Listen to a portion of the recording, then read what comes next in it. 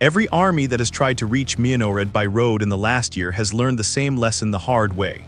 The open approaches to the mine works east of Pokrovsk are not gaps in the Ukrainian line. They are funnels. On June 10, 2026, a Russian mechanized push rolled toward the Kapitalna mine, believing it had found a soft seam. Ukrainian crews had watched it form for hours. By the time the drones stopped flying, at least 4 MT-LBs and 6 all-terrain vehicles were burning in the yards, and not one of those drones could be jammed. How a spool of fiber changed the whole equation is the story. That single morning was not a one-off. It was the latest entry in a pattern that has been repeating along the stretch of the Donetsk front since late 2025. Week after week, Russian columns have tried to cross the last open ground into Myrnohrad and Pokrovsk. Week after week, according to Ukrainian General Staff dailies and unit reports, most of that armor has ended the same way. Stopped, stranded, and burning short of the town. This video is about how the defenders turned a set of mine roads into one of the most reliable kill zones on the entire line. Start with the map, because the geography is doing half the work here. Pokrovsk and its twin town, Myrnohrad, sit on high ground in the western Donetsk region, a logistics knot that Russia has been grinding toward for well over a year. Myrnohrad is the eastern of the two. To reach it, Russian units have to cross open steppe threaded with mine works, spoil heaps, rail spurs, and industrial yards. There is very little cover, the tree lines are thin, and the roads that do exist all converge, which means anyone using them is predictable. Predictable is a death sentence in this war. The Ukrainian side has spent 2 years building a reconnaissance layer over exactly this kind of ground. Reconnaissance drones overhead almost around the clock, thermal cameras through the night, and a standing library of the routes Russian vehicles are forced to use. When your enemy can only move down 3 roads, you do not have to find him. You wait for him to arrive at a place you already ranged. The Ukrainian units working this sector are not improvising. The anchor incident on June 10 was carried out by pilots of the 4th Battalion of the 414th Unmanned Strike Aviation Brigade, the formation better known as the Birds of Magyar. It operates under the Unmanned Systems Forces, the branch built specifically around drone warfare and commanded by Robert Brovdy, call sign Magyar. This is a brigade whose entire reason to exist is finding armor and taking it apart from the air. And in this sector, they had help from the ground troops holding the line, units of the 1st Corps of the National Guard, the formation that grew out of Azov. So the pieces were in place well before any Russian engine started that morning. Reconnaissance that never really slept, roads that funneled the enemy, crews who had done this before, and a new weapon that quietly broke the one defense Russian columns had left. Before we get to June 10 itself, you have to understand that weapon because it is the reason this pattern works at all. For most of the war, Russia's answer to the FPV threat was electronic warfare. An FPV drone is flown by a pilot watching a live video feed, and both the video and the control signal travel by radio. Jam the radio and you blind the pilot and cut the strings at the same time. By 2025, Russian columns moved under a bubble of jammers, and Ukrainian crews watched feeds dissolve into static at the worst possible moment, drones tumbling out of the sky meters from a target. It was a real problem, and it protected a lot of Russian vehicles. The fiber-optic FPV erased that bubble. Instead of a radio link, the drone trails a hair-thin fiber-optic cable that unspools from a spool as it flies, physically connecting pilot to aircraft. There is no signal to jam because there is no signal in the air at all. The video is perfect, the control is instant, and the strongest jammer in the Russian inventory does nothing. The trade-off is range and freedom of movement, limited by the length of cable a drone can carry and a cable that can snag on a wire or a branch. But over a few kilometers of open mine ground, that trade is worth it. It means a crew can fly a drone straight down a road under a full electronic warfare umbrella and put it through a hatch. Hold that thought about the cable because it matters later. That is the tactical revolution this sector was built on.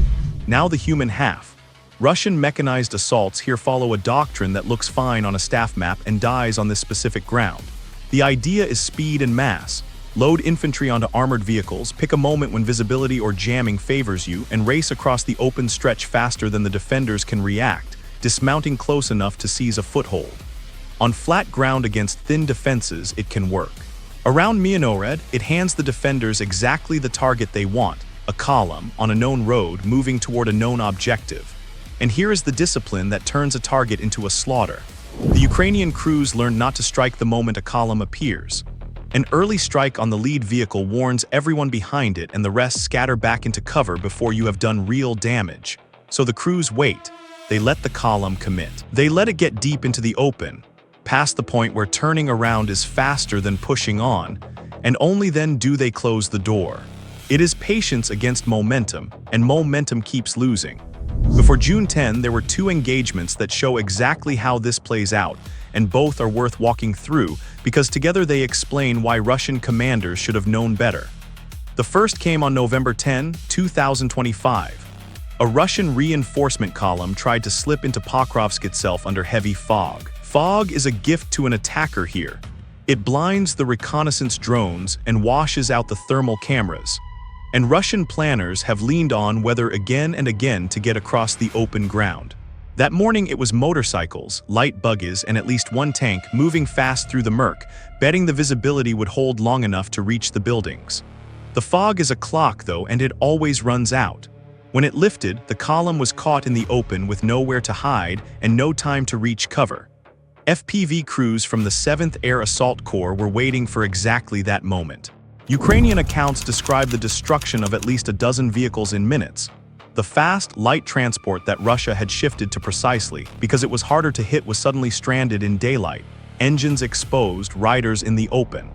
Those figures come from Ukrainian reporting and have not been independently verified, but the shape of it is consistent with everything else this sector has produced. Bet on the weather, lose the bet, lose the column. The second engagement. On December 3rd and 4th, 2025 showed a different failure mode, and it is almost a parable. Near the village of Razin, just north of Myrnohrad, a column from the Russian 40th Naval Infantry Brigade pushed forward using up-armored vehicles the troops call turtle tanks. Tanks and armor welded over with sheet metal cages and slabs to shrug off drone hits. On paper, turtle armor is the counter to the FPV. In practice, it makes a vehicle heavier, blinder, and slower, and it does nothing about the road it is stuck on. What broke that column was not even the first drone. It was a ditch. One tank at the front nosed into an anti-tank ditch and stuck fast, and the entire formation's momentum died with it. The vehicles behind bunched up, unable to pass, exposed on open ground with a dead tank corking the route. That is the moment the crews wait for. Drones from the 7th Rapid Reaction Corps went to work, and the 68th Jaeger Brigade brought artillery down on the stalled mass. Ukrainian reports credit that combined effort with 3 tanks and 8 other armored vehicles destroyed, 11 in all. Again, a one-sided count, and again, the lesson is the same. All that welded armor, and the thing that beat them was a hole in the ground and a formation that could not move. 3 assaults, 3 variations, 1 result. Fog, turtle armor, speed. Russia tried each answer to the open ground around these towns, and each one delivered its vehicles into the same kind of trap. By the time June 10 came around, none of this should have been a surprise to anyone wearing a Russian uniform in this sector. It was. Now to that morning and the strike that ties the pattern together, because it is the most fully documented of them all: named unit, named date, named weapon, named place. The target formed up in a sector held on the Russian side of the ledger against the 1st Corps positions, and Ukrainian intelligence flagged it early. This is the part that makes the whole system work. The assault did not appear out of nowhere on the mine roads. It was seen forming hours ahead, which meant the crews of the 4th Battalion were not reacting to a column. They were prepared for one. Advance warning turns an ambush from a lucky catch into a scheduled event. The objective was the Kapitalna mine, one of the industrial complexes that studs this ground east of Pokrovsk. Mine works look like cover from a Russian driver's seat, buildings, walls, spoil heaps, shadow. They are the opposite. The approaches funnel down to a handful of routes between the structures, the yards are hemmed in. And once a vehicle is inside the complex, it has traded open ground speed for a maze it cannot maneuver in. It is a box, and the Russian push drove straight into it. The vehicles that morning were MT-LBs and all-terrain vehicles. Not a heavy tank spearhead, but a lighter, faster mechanized package, the kind Russia has leaned on precisely because it is quicker across open ground than a column of main battle tanks. The MT-LB is a light-tracked armored carrier, thin-skinned, built to haul troops and tow guns, never meant to survive a direct hit through the roof. The all-terrain vehicles were softer still. Fast, yes, protected no. The crews let them come. This is where the discipline shows. Reconnaissance tracked the column into the approaches while the fiber-optic FPVs waited, and the pilots held their strike until the vehicles were committed inside the complex, past the point of an easy reverse. Then the fiber drones went out along the mine roads under whatever jamming the Russians had switched on, jamming that, for the first time in these encounters, simply did not matter. Picture the run from the pilot's screen. The drone lifts, the spool starts paying out cable behind it, and the feed stays crystal clear the whole way in, no flicker, no static, no dropout at the moment of truth. It drops low, following the road between the buildings, the MT-LB filling more of the frame with every second. A radio-controlled drone would be fighting the jammers now, the picture breaking up. This one does not waver. The pilot lines up the thin top armor and drives the drone straight down onto it.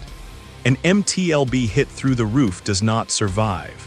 The thin steel that keeps out rifle rounds is nothing against a shaped charge coming down from above. And the light armor around the crew and any troops inside offers no protection from a top attack. Vehicle after vehicle, the crews work the column apart.